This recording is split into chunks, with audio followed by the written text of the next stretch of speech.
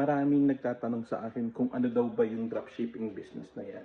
Panoorin mo yung video na to hanggang sa dulo at sasabihin ko sa iyo yung mga legitimate na dropshipping platforms. So sabi dito ni ChatGPT, ang dropshipping daw is a business model that you sell a product and you don't need to keep your stocks.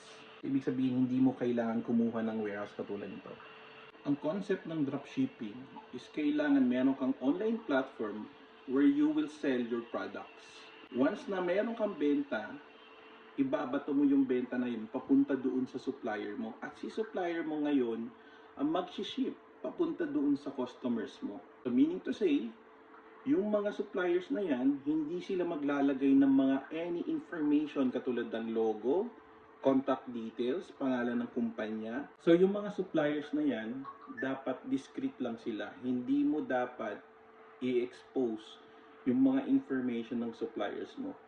Dapat hindi rin nila ilalagay yung information kung paano sila makontak.